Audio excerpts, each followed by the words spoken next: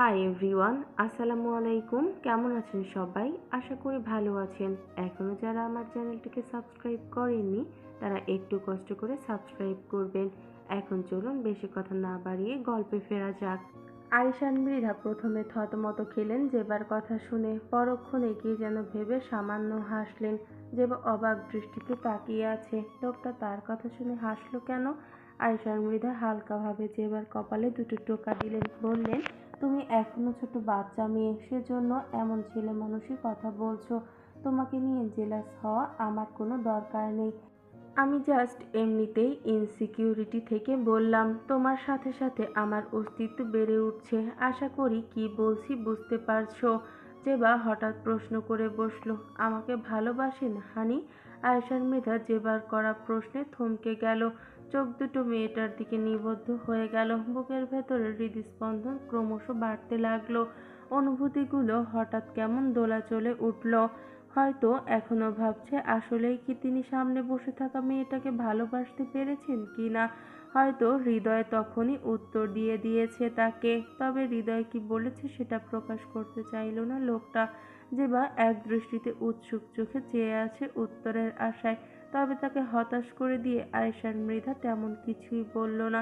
তবুও যেন না বলার মাঝে একটা কথা তিনি প্রকাশ করে দিলেন, আমি তোমাকে ভালোবাসি না জিবা, কখনো বাসতেও চাই না। কিন্তু মন খারাপের মাঝেও জেবা হঠাৎ যেন একটু আশার আলো খুঁজে পেল।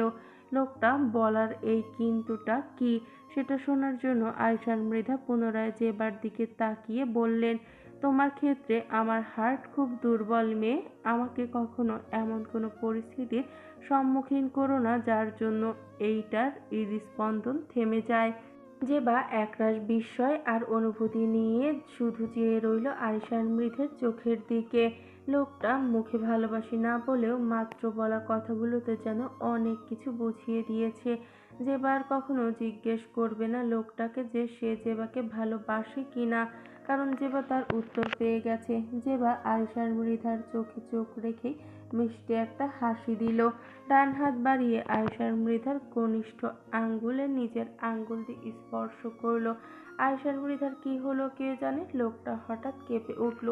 মেয়েটার সামান্য স্পর্শ ওনার শরীরে এক অন্যরকম অনুভূতির শিহরণ বইয়ে নিয়ে গেল। মুহূর্তটা যেন সেখানেই থমকে গেল দুজনের। একজন আরেকজনের চোখে চোখ রেখেই যেন সব ভাষা পড়ে ফেলছে। কে বলেছে ভালোবাসতে বয়স লাগে? কিছু ভালোবাসা বাহিক্য রূপ দেখে হয় না, দুজনের মনের গভীরতা থেকে, গভীরত্বের স্পষ্ট অদৃশ্য টান থেকেও তৈরি হয়। যার উদাহরণ জেবা নিজেই।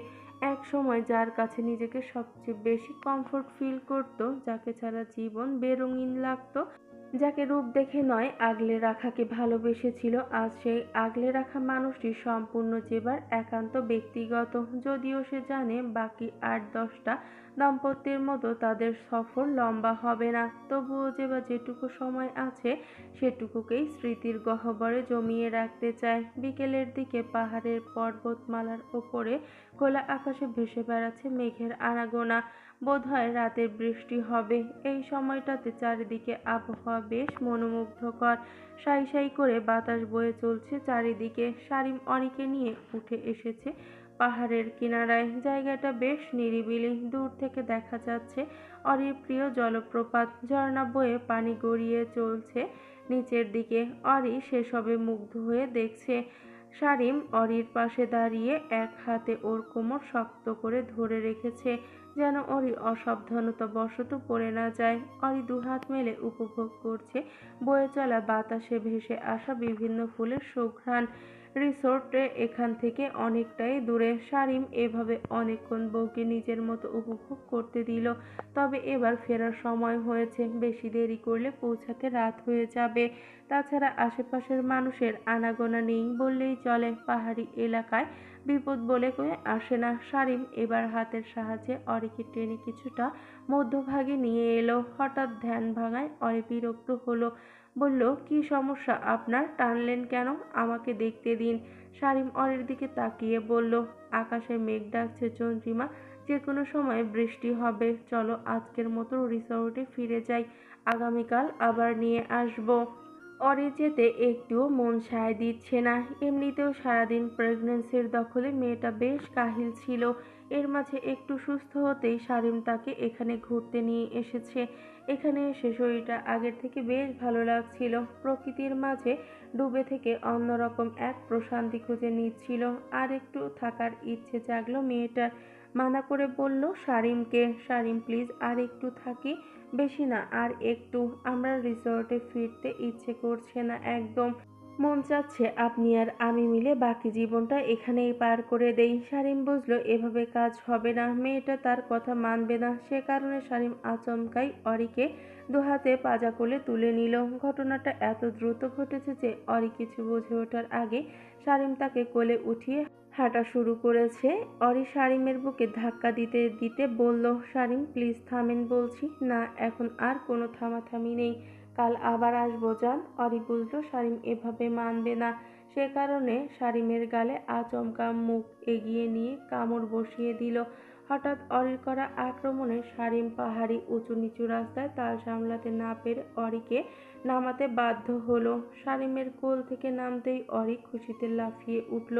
তবে তা পরক্ষণেই হাওয়া হয়ে গেল। সারিমের রাগী চেহারা দেখে অরি ভয়ে কিছুটা চুপসে গেল। সারিম অরির ডান হাত শক্ত করে ধরে বলল, ফাজিল মেয়ে, আর একবার বাদরামি করলে রুমে নিয়ে লক করে রাখবো, আর ঘুরতে নিয়েই আসবো না। সারিমের কথা শুনে অরির মুখটা ছোট হয়ে গেল। সে ভোঁতা মুখে দাঁড়িয়ে রইল। সারিমের হাতে টান দিলেই অরি ঠায় দাঁড়িয়ে রইল, নড়লই না। শেষমেশ বিরক্ত হলো সারিম, জিজ্ঞেস করলো, কি সমস্যা তোমার? মার খাওয়ার শখ জেগেছে? অরি মুখটা ছোট করে জবাব দিল, আপনি আগেই ভালো ছিলেন সারিম, আমার সব কথা শুনতেন, আর এখন নিজে যা ভালো মনে হয় তাই করেন। আমার কথার আর কোনো দামই নেই আপনার কাছে। সারিম বুঝলো মেয়েটা তাকে নিজের ফাঁদে আটকাতে এমন কৌশল ইউজ করছে। অরি খুব ভালো করেই জানে ইমোশনাল কথা বললে সারিম গলে যায়। তবে সারিম ততটাও গলল না আজকে। শুধু বইয়ের মন রক্ষার্থে বলল, দেখো হাতে সময় খুব কম, কিছুক্ষণ পর সন্ধ্যা নামবে। তুমি ঠিক কি চাচ্ছ দ্রুত বলো আমাকে। অরি গায়ে থাকা শাড়িটা আর একবার ভালোভাবে নজর বুলালো। সবকিছু ঠিকঠাক আছে দেখে সারিমের দিকে তাকিয়ে মিষ্টি করে হেসে বলল, বেশি কিছু না, আপনি জাস্ট আমার কয়েকটা ছবি তুলে দিন এখানে, আমি পোজ দিচ্ছি, দাঁড়ান। অরির কথাতে সারিম বিরক্তিতে চ শব্দ উচ্চারণ করলো। ছবি তুলবে? তাও আবার সারিম? জীবনেও ভালো ছবি তুলতে পেরেছে কিনা সন্দেহ। তার ওপরে মেয়ে মানুষের ছবি তোলা নিয়ে সারিমের আগে থেকেই ধারণা আছে। নিশ্চয়ই এখন তার 14টা বাজবে এই মেয়ের ছবি তোলার নাম করে।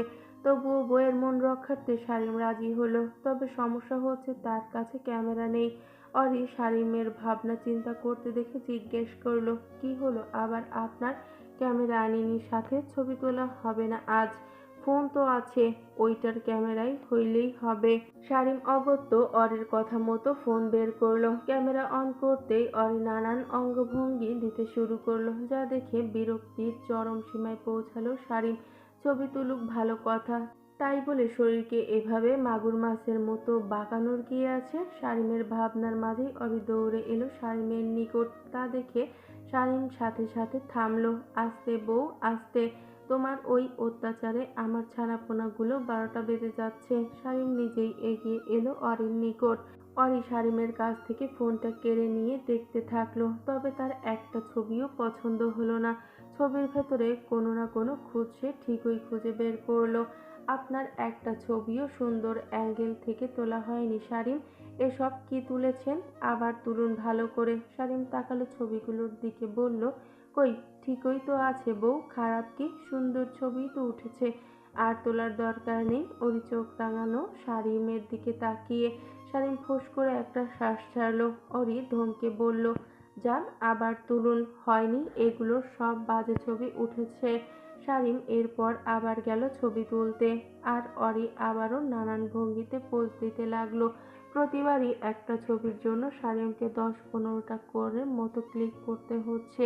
প্রায় শখানেক ছবি তোলা শেষ। সারিম যখন দেখালো সন্ধ্যা প্রায় ঘনিয়ে এসেছে, আকাশে কালো মেঘ ডাকছে, অথচ তার বউ এখনো বেহুশের মতো ছবি তোলায় ব্যস্ত। সারিম ছবি তোলা বন্ধ করে এগিয়ে গেল তার দিকে, বলল, চন্দ্রিমা আর না, রাত হতে বেশি দেরি নেই, আমাদের এখন রিসোর্টে ফিরতে হবে।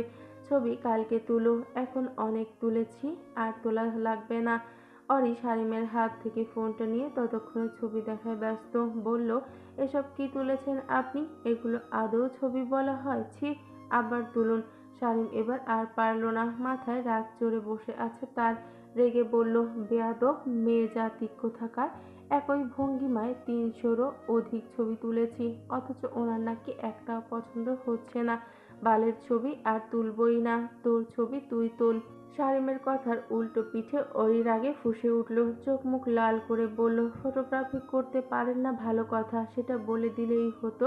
এভাবে নাটক করার কি দরকার? ডিসগাস্টিং ফটোগ্রাফার, দিন ফোনের ক্যামেরা দিন, আমি অন্য কাউকে দিয়ে তুলে নিচ্ছি। অরির মুখ থেকে একের পর এক অপমানজনক কথা ছুটে আসতেই শারিমের ভেতরের সমস্ত ধৈর্য যেন ছিঁড়ে গেল। রাগে তার কপালের রগ দপদপ করছে। সে আর পিছন ফিরে তাকালো না, শক্ত গলায় বলল, যা ইচ্ছে কর গিয়ে, আমার সামনে থেকে দূর হ অরি। তোকে দেখে এখন প্রচণ্ড রাগ উঠছে আমার। অরিও কম না, সেও সমান তেজে জবাব দিল, আপনার সামনে আমারও থাকার কোনো ইচ্ছে নেই বেয়াদব পুরুষ। যত রাগ যত জেদ সব শুধু আমার ওপরেই। এর চেয়ে ভালো আমি অন্য কাউকে নিয়ে ছবি তুলিয়ে নিব। কথাটা বলেই অরি তাড়ামো করে পেছনে ঘুরল। পায়ের নিচে শুকনো পাতা মরমরিয়ে হনহন করে হাঁটা ধরল। রাগের মাথায় শারিমের ফোনটাও হাতের মুঠোয় নিয়ে নিয়েছে। শারিম পেছন থেকে চেঁচিয়ে উঠল, যাও যাও, তোমার খালু লাগে তো সবাই, যাকে বলবে সেই তোমার ছবি তুলতে দৌড়ে আসবে। এ কথাটা অরির গায়ে আগুনের মতো লাগলো। সে আর এক মুহূর্ত দাঁড়ালো না, রাগে অভিমানে অন্ধ হয়ে সামনের পথ ধরল। কোথায় যাচ্ছে, সামনে কি আছে, কিচ্ছু ভাবছে না মেয়েটা। এদিকে প্রকৃতির যেন ওদের ঝগড়ার সায় দিচ্ছে। সন্ধ্যার শেষ আলোটুকু পাহাড়ের আড়ালে হারিয়ে যাচ্ছে। আকাশের বুক চিরে মেঘেরা দল বেঁধে ছুটছে, থেকে থেকে গুরুম গুরুম শব্দে ডাকছে। বিজলির আলো মাঝে মাঝে চারপাশটা সাদা করে দিয়ে যাচ্ছে। ঠান্ডা বাতাসের সাথে মাটির সোঁধা গন্ধ নাকে লাগছে। যে কোনো মুহূর্তে মুষলধারে বৃষ্টি নামলে। এতক্ষণ রাগে পাথরের মতো দাঁড়িয়ে থাকা শারিমের হঠাৎ হুঁশ ফিরল। চারপাশের নীরবতা আর অন্ধকার ওকে কামড়ে ধরল। মাথায় বিদ্যুৎ খেলে গেল, অরি কোথায়? এক মুহূর্ত দেরি না করে আশেপাশে তাকালো, ফাঁকা, শুধু হু হু করে বাতাস আর পাতার শব্দ। শারিমের বুকের ভেতরটা মোচড় দিয়ে উঠল, গলা শুকিয়ে কাঠ হয়ে গেল। পাহাড়ি এলাকা, চারপাশে ঘন জঙ্গল, তার ওপর প্রেগনেন্ট বউ। আর কয়েক মিনিটের মধ্যেই চারদিকে অন্ধকার হয়ে যাবে। চন্দ্রিমা, কোথায় তুমি? নিজের কণ্ঠস্বর নিজের কানেই অচেনা লাগছে শারিমের। গলা ফাটিয়ে চিৎকার করছে সে। আবছা অন্ধকার, বিজলির আলোয় জঙ্গলের ভিতরে অরিকে খুঁজে বেড়াচ্ছে পাগলের মতো, কিন্তু উত্তর আসছে না। শুধু ফিরে আসছে নিজের প্রতিধ্বনি আর দূরের ঝর্ণার শব্দ। অরির কোনো সারা শব্দ নেই। শারিমের মাথাটা ততক্ষণে ভন ভন করছে। অরি কোথায় গেল কিছু বুঝে উঠতে পারছে না সে। ভিনদেশ, অচেনা জায়গা, তার ওপর চারপাশটা এখন ঘুটঘুটে অন্ধকার। হাতের কাছে একটা ফোনও নেই যে ফ্ল্যাশ জেলে খুঁজবে। ফোনটা তো অরির কাছে রয়ে গেছে, কি করবে ভেবে পাচ্ছে না। টেনশনে আর ভয়ে মাথার ভেতরটা ছিঁড়ে যাচ্ছে। একটু আগের রাগী ব্যবহারটার জন্য নিজের ওপরেই এখন প্রচণ্ড রাগ হচ্ছে তার। ওভাবে বলা মোটেও ঠিক হয়নি তার অরিকে। এর মধ্যেই চারদিকে নিকষ কালো হয়ে এলো। বাতাসের বেগও হঠাৎ বেড়ে গেল। মনে হচ্ছে যে কোনো সময় ঝড় উঠবে। শারিম অন্ধকার হাতড়ে হাতড়ে শুধু অরির নাম ধরে ডাকছে। কতবার যে গাছের শেকড়ে লতাপাতায় হোঁচট খেয়েছে তার হিসাব নেই। পাগলের মতো খুঁজছে। অনেকক্ষণ ধরে খোঁজার পরও অরির কোনো চিহ্ন নেই। চারপাশে শুধু বিশাল গাছপালা আর ঝোপঝাড়, কিছুই স্পষ্ট দেখা যাচ্ছে না। নিজে কোথায় আছে সেটাও বুঝতে পারছে না। রাস্তা যে হারিয়ে ফেলেছে তা নিশ্চিত। এত বড় জঙ্গলে অরি কোথায় থাকতে পারে ভাবতেই দম বন্ধ হয়ে আসছে। মাথার মধ্যে একটার পর একটা দুশ্চিন্তা। মেয়েটা আবার কোনো বিপদ হলো না তো? পাহাড়ি বাতাসে ঠান্ডার তীব্রতায় এক লহমায় দ্বিগুণ হয়ে গেল। আধার গিলে খাচ্ছে গোটা পথঘাটকে। মাথার ওপরে মেঘের বিকট গর্জনে পুরো জঙ্গল যেন কেঁপে উঠেছে। শারিম এখন আর স্বাভাবিক অবস্থায় নেই। বুকের ধড়ফড়ানি, গলায় শুষ্কতা, চোখে তার অপরাধ বোধ। কেন ও অরিকে ওভাবে একা ছেড়ে দিল?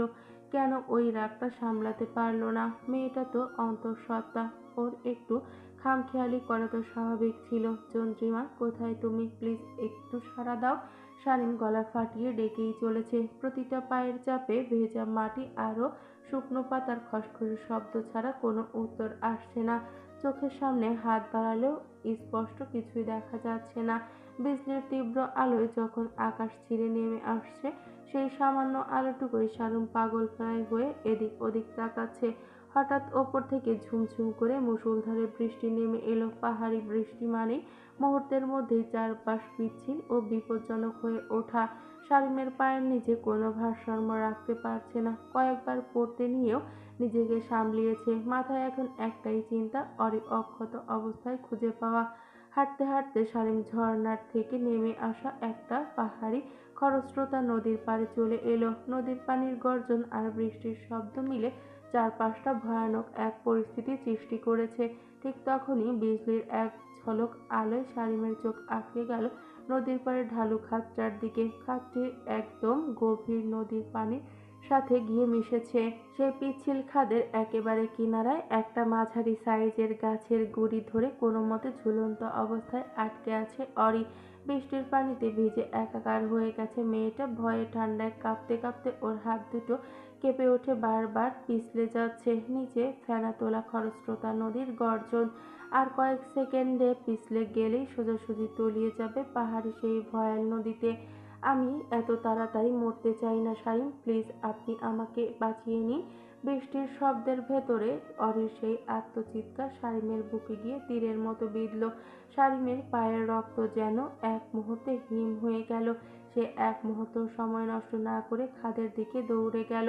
পাহাড়ি সেই অংশটা বৃষ্টির পানিতে ভীষণ পিচ্ছিল হয়েছিল। অরির কাছে পৌঁছানোর আগেই শারীম নিজের পা পিছলে গেল। ভারসাম্য সামলাতে না পেরে শারীম গড়িয়ে গিয়ে নিচে পড়ে গেল। ছিটকে গিয়ে পড়ল নদীর ঠান্ডা খরস্রোতা পানিতে। এমন সময় হঠাৎ করে বিকট শব্দে বিজলি চমকালো। বিজলির ক্ষীণ আলোতে অরির ওপর থেকে শারীমকে দেখে চিৎকার করে উঠল শারীম।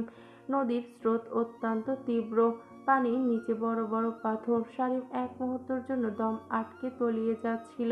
হাবুডুবু খেতে খেতে কোনো মতো পানির ওপরে ভেসে উঠে সে একটা শক্ত পাথরে খাঁজ আঁকড়ে ধরল। বুক ভরে শ্বাস নিয়ে নিজেকে সামনে নিল।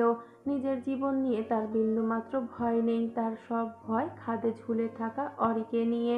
নদীর বুক থেকে কোনো মতে পাথরে ভর দিয়ে শারীম তীব্র স্রোতের সাথে লড়াই করে পাহাড়ে উঠে এলো।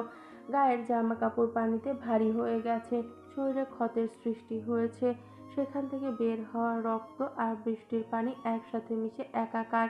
কিন্তু ওসবের তোয়াক্কা না করে শারীম হামাগুড়ি দিয়ে এক প্রকার উঁচু খাদে পার হয়ে এলো। অরির হাত মুঠো ততক্ষণে আলগা হয়ে আসছে।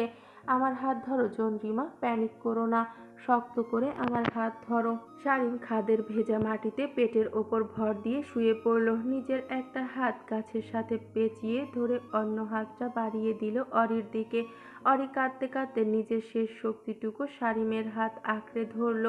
অরির ঠান্ডা হাতটা শারীমের হাতের মুঠোয় আসতেই শারীম আর বিন্দুমাত্র দেরি করল না। নিজের সমস্ত শক্তি দিয়ে অরিকে এক হ্যাচকা টানে খাদের ওপরে টেনে তুলল। উপরে উঠেই অরি ভয়ে শারীমকে শক্ত করে জড়িয়ে ধরল। বুকের ভেতরে মুখ গুজে ফুঁপিয়ে কেঁদে উঠল। শারীমও অরিকে দুহাতে জড়িয়ে ধরে মাটির উপরে বসে পড়ল। দুজনেই হাঁপাচ্ছে। অরির শরীর ঠান্ডায় রিরি করে কাঁপছে। শারীম নিজের মাথাটা অরির ভেজা চুলে ঠেকিয়ে ঘন ঘন শ্বাস ফেলল। অরির পিঠে হাত বুলিয়ে দিতে দিতে শান্ত গলায় বলল, শান্ত হও চন্দ্রিমা, কিচ্ছু হয়নি, আমি আছি তো, কিচ্ছু হয়নি তোমার। অরি কাঁদতে কাঁদতেই বলল, আমি খুব ভয় পেয়ে গিয়েছিলাম শারীম, ভাবছিলাম আর আপনাকে দেখতে পাবো না, আমার খুব ভুল হয়ে গেছে। শারীম অরির মাথায় আলতো করে চুমু এঁকে দিল। নিজের রাগের জন্য এখন ওর নিজেকেই অপরাধী মনে হচ্ছে। ও হাত দিয়ে অরির গাল থেকে জমে থাকা পানি, চোখের জল মুছে দিল। আর একটা কথাও নয়, ভুল আমার ছিল, আমি তোমাকে একা যেতে দিয়েছি। এখন আর কাঁদে না বউ, আমাদের এখন এখান থেকে নিরাপদে ফিরতে হবে। পারবে উঠতে? অরি মাথা নেড়ে সায় দিল। শারীম সাবধানে অরিকে ধরে দাঁড় করালো। অরি দাঁড়ানোর সাথে সাথে হঠাৎ ওর পুরো শরীরটা তীব্র ঝাঁকুনিতে কেঁপে উঠল। কিছু বুঝে ওঠার আগে ভারসাম্য হারিয়ে শারীমের গায়ে ঢলে পড়ল। শারীম তড়িঘড়ি করে অরিকে শক্ত করে ধরে দু বাহুতে পাজা কোলে তুলে নিল। কোলে নিতেই শারীম অনুভব করলো অরি পুরো শরীর বরফের মতো ঠান্ডা হয়ে আসছে। মেয়েটা তীব্র কাঁপুনিতে টু শব্দটিও করতে পারছে না। এদিকে বৃষ্টি কমার কোনো নামগন্ধ নেই, উল্টে যেন তার বেগে অনবরত বেড়েই চলছে। সারিম সেই ঘোর অন্ধকারের মাঝেই অরিকে বুকে জড়িয়ে দ্রুত পায়ে হাঁটা ধরল। এখন যে কোনো মূল্যে অরিকে একটা নিরাপদ আশ্রয়ে পৌঁছাতে হবে। গর্ভাবস্থায় মেয়েটা যে এমন একটা বিপদে পড়বে তা সারিমের কল্পনারও বাহিরে ছিল। পিচঢালা ভেজা পথ ধরে সারিম হেঁটে চলল। বৃষ্টিতে পথঘাট ভীষণ পিছলে হয়ে আছে। হাঁটতে গিয়ে কয়েকবার পা পিছলে পড়ে যাওয়ার উপক্রম হলো সারিম। নিজেকে আর কোল জুড়ে থাকা অরিকে সামলে নিল। ভেজা কাপড়ে বাতাসে সারিমের নিজের শরীরও ঠান্ডায় অবশ হয়ে আসছে। এভাবে বেশ কিছুক্ষণ হাঁটার পর সারিম অরিকে নিয়ে একটি নিরিবিলি পাহাড়ের চূড়ায় এসে পৌঁছালো। বৃষ্টির বেগ না কমলেও এই অঞ্চলটির চারপাশে অন্য জায়গাগুলোর চেয়ে বেশ ঢালু।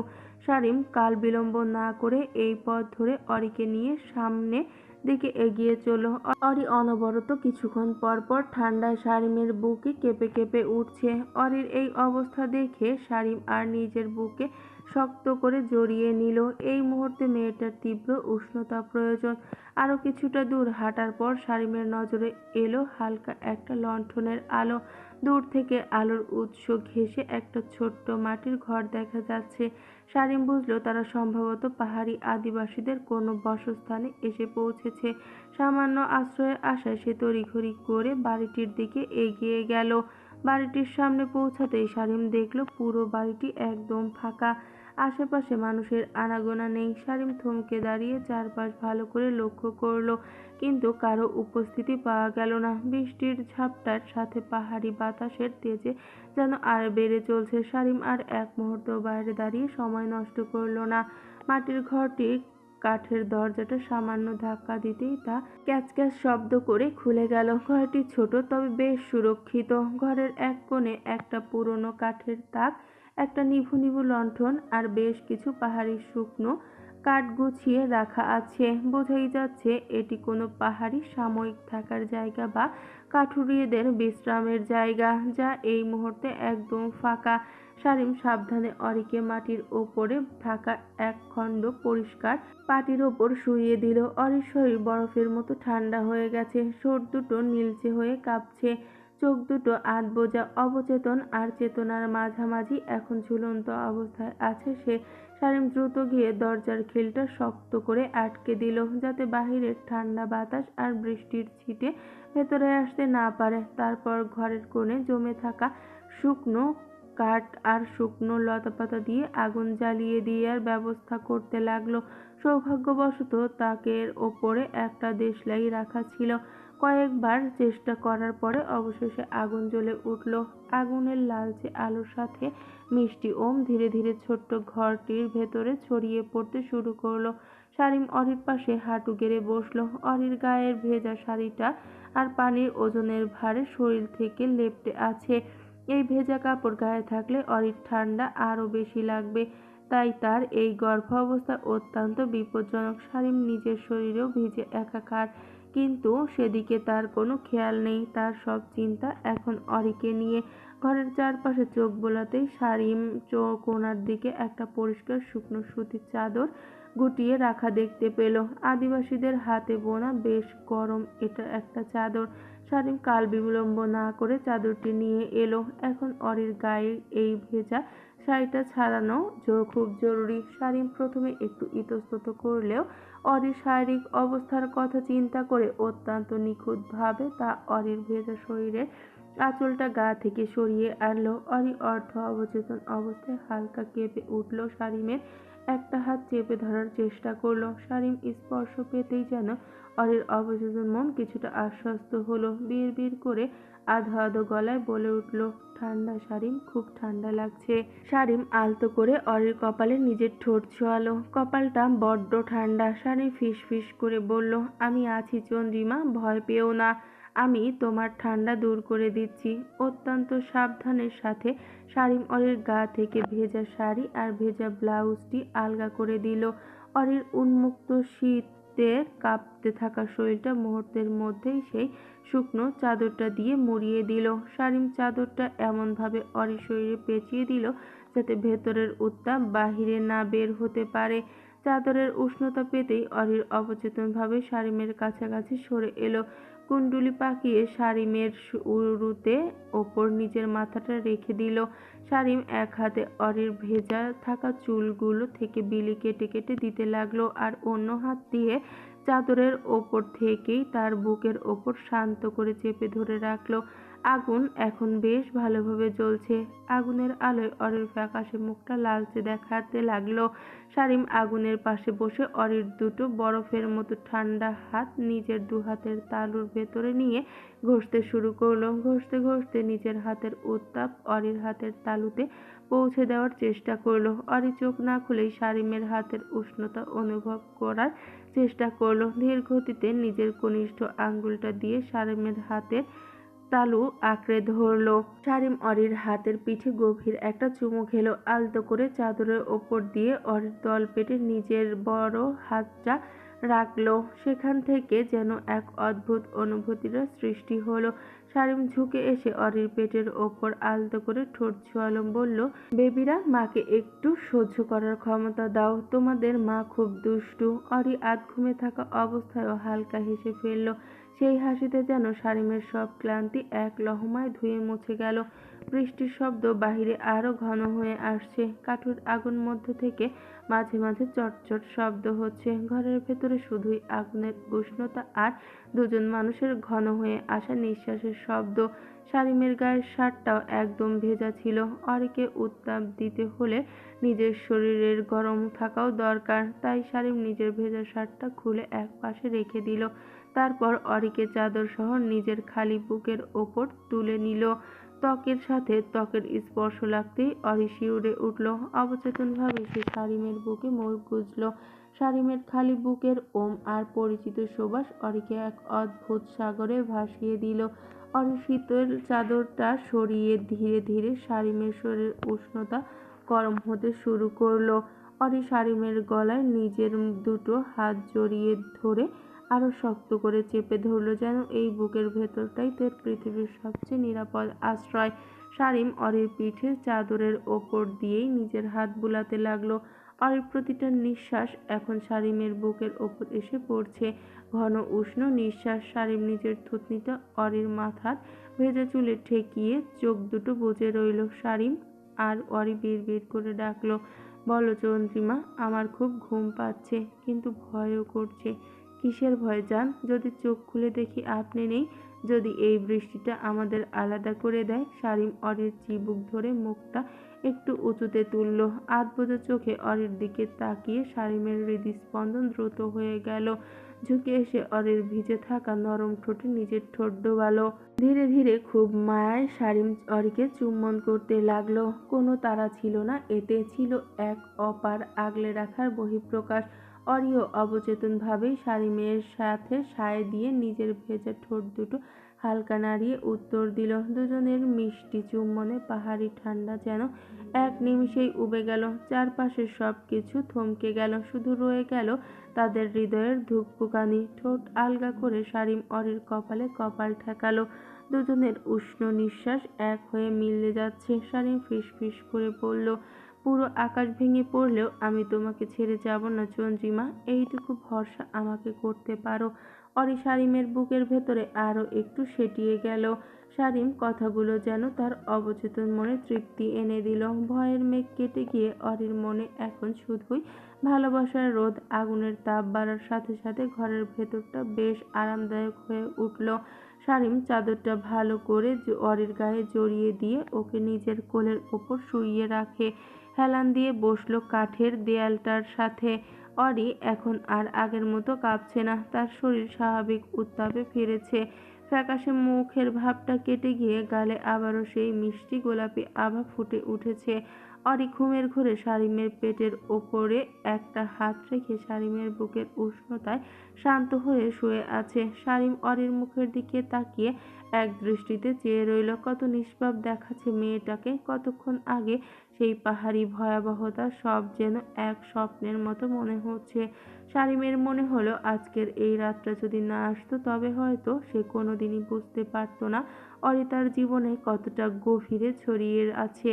শারীম অরির কপালে জমে থাকা কয়েকটা চুল সরিয়ে পেছনে গুজে দিল।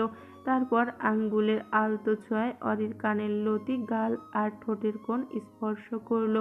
অরি ঘুমের মধ্যেই মিষ্টি একটা হাসি দিল, যেন স্বপ্নেও সে শারীমের স্পর্শ চিনতে পারছে। বাহিরে বৃষ্টির বেগ এবার কিছুটা কমে এসেছে। ঝিঝি পোকার ডাক আর আগুনের চটচটে শব্দ রাতের নিস্তব্ধতা ভাঙছে। শারীম অরিকে জড়িয়ে ধরে রাখা হাত দুটো আরো শক্ত করে তুলল। অরির কপালে শেষবারের মতো একটা গভীর চুমু দিয়ে নিজেও চোখ দুটো বুজল। বাইরের ঝড় থামুক বা না থামুক, শারীমের বুকের ভেতরে এখন এক শান্ত সুশীল সমুদ্র ভেসে আসছে, যার একমাত্র কুল তার চন্দ্রিমা। সকালের সোনাঝুরি রোদ জানলার পর্দা চিরে সোজা বিছানার উপরে এসে পড়ছে। যেবার ঘুমটা আস্তে আস্তে ভাঙল। চোখ দুটো পিট পিট করে মেলেই সে পাশ হাতড়ে দেখল, কিন্তু পাশটা ফাঁকা, একদম খাকা ঘুরছে। যেবা এক বুক হতাশা নিয়ে ধরফরিয়ে উঠে বসলো, গাল দুটো ফুলিয়ে বিড়বিড় করে বলল, খাটাস লোক একটা, আজকেও আমাকে একা ফেলে অফিসে কেটে পড়েছে। প্রতিদিন একই নাটক। একটু যে সকালে বইয়ের পাশে বসে দুটো মিষ্টি কথা বলবে সেই কপাল কি আমার আছে? হুটহাট প্রেমে ফেলা বুলি আওড়ায়, আর পরদিন এমন ভাব দেখাবে যেন আমাকে চেনেই না। যেবার মনটা একদম খারাপ হয়ে গেল। বালিশে ঠেস দিয়ে আরো কিছুক্ষণ মুখ ভারী করে বসে রইল অগত্য। তারপর তোয়ালেটা নিয়ে ফ্রেশ হতে ওয়াশরুমে ঢুকে গেল যেবা। মিনিট 15 পর একটা আরামদায়ক সালোয়ার কামিজ পরে চুলগুলো আলতো করে খোপা বেঁধে ধীর পায়ে রুম থেকে বের হলো সে। ড্রয়িং রুমে পা রাখতে চারপাশের নিস্তব্ধতা তাকে আরো বেশি গ্রাস করলো। পুরো বাড়ি একদম চুপচাপ, ফুলও নেই, অরিও নেই, আর বাড়ি দেখাশোনার শাহিন মিয়াও গ্রামে। একা একা বিশাল বাড়িতে থাকতে যেবার খুব বোরিং লাগছে। অনিচ্ছা সত্ত্বেও যেবা পেটের ক্ষুধা মেটাতে রান্নাঘরের দিকে পা বাড়ালো, কিন্তু ড্রয়িং রুম পার হয়ে ডাইনিং এর কাছাকাছি পৌঁছাতেই তার নাকে এলো এক অসাধারণ সুবাস। মাখনের মিষ্টি গন্ধ, সাথে যেন রসুনের সুন্দর ফোড়ন আর মশলার এক দারুণ সুঘ্রাণ ভেসে আসছে। যেবা ভ্রু কুঁচকালো। বাড়িতে তো কেউ নেই, তবে কি শাহিন মিয়া হুট করে চলে এলো, নাকি আরিশার মৃধা কোনো শেফ রেখে গেছেন তার জন্য? কৌতূহল সামলাতে না পেরে যেবা পা টিপে টিপে রান্নাঘরের দরজার কাছে গিয়ে দাঁড়ালো। ভেতরের দৃশ্যটি দেখে যেবা থমকে দাঁড়িয়ে রইল, চোখ দুটো বিস্ময়ে একেবারে ছানা বড়া। রান্নাঘরের কিচেন কাউন্টারের সামনে দাঁড়িয়ে আছেন আয়েশার মৃধা। ধবধবে সাদা শার্টের হাতা কনুই পর্যন্ত গোটানো। ওনার চওড়া বুকের ওপর ঝুলছে একটা গাঢ় নীল রঙের অ্যাফ্রন। চুলগুলো প্রতিদিনের মতো পারফেক্টভাবে সেট করা নেই, কপালে দু একটা চুল আলতো করে এসে পড়েছে। হাতের মধ্যে একটা ধারালো ছুরি, আর লোকটা অত্যন্ত মনোযোগের সাথে ক্যাপসিকাম একদম বারিক করে কাটছে। ওনার কাটিং বোর্ডের ওপরে ধারালো ছুরি টক টক শব্দ করে চুলার মৃদু আঁচে চাপানো প্যানের সুবাস পুরো রান্নাঘরে মাতোয়ারা করে রেখেছে। যেবা দরজার এক পাশে হেলান দিয়ে মন্ত্রমুগ্ধের মতো দেখতে লাগলো।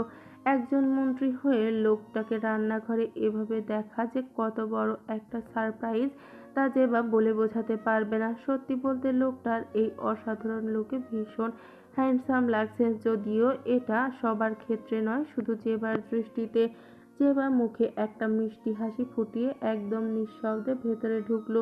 পেছনে গিয়ে গুটি গুটি পায়ে আরিশার মৃধার একদম কাছাকাছি দাঁড়ালো, কিন্তু আরিশার মৃধা বোধহয় আগেই টের পেয়েছিলেন যেবার উপস্থিতি। সে কারণে কাটাকাটি না থামিয়ে বেশ গম্ভীর গলায় বলে উঠলেন, হুট করে কারো পেছনে এভাবে দাঁড়ানো কিন্তু ভালো অভ্যাস নয় যেবা, বিশেষ করে যখন তার হাতে চাকু থাকে। যেবা চমকে উঠে এক পা পিছিয়ে গেল, তারপর ড্যাব ড্যাব করে তাকিয়ে বলল, আচ্ছা, আপনার পেছনে কি অতিরিক্ত দুটো চোখ বসানো আছে নাকি? বুঝলেন কিভাবে আমি এসেছি? আয়েশার মৃধা কাটিং বোর্ডে কাটা ক্যাপসিকামগুলো একটা কাচের বাটিতে তুলতে তুলতে শান্ত কণ্ঠে বলল, তোমার শরীরের স্মেল। যেবা পাশে ক্যাবিনেটের উপরে উঠে বসলো। আয়েশার মৃধা স্যালাড মেক করছিল। যেবা ওনার দিকে তাকিয়ে বলে উঠল, আপনি কি আমার জন্য ব্রেকফাস্ট বানাচ্ছিলেন হানি? না, দুজনের জন্য বানাচ্ছি। নতুন শেফ লাঞ্চে আসবে। আপনি রান্না জানেন? আগে কখনো বলেননি তো। প্রয়োজন ছিল না, তাই বলিনি। জেবা ফুস করে একটা শ্বাস ছাড়লো। আয়শা মৃধার দিকে আরেকটু এগিয়ে বসলো, জিজ্ঞেস করলো, আপনি সব সময় এমন গম্ভীর মুডে থাকেন কেন বলেন তো? আমার একদম অপছন্দ এটা। তাহলে কি অ্যাডাল্ট মুডে থাকবো? বলেই আয়শা মৃধা কাঁটা চামচের সাহায্যে জেবার মুখে কিছুটা সালাদ পুড়ে দিল। জেবা সেটা চিবোতে চিবোতেই চোখ বড় বড় করে আয়শা মৃধার দিকে তাকিয়ে আছে। মাত্রই কানে ভুল শুনলো মনে হচ্ছে।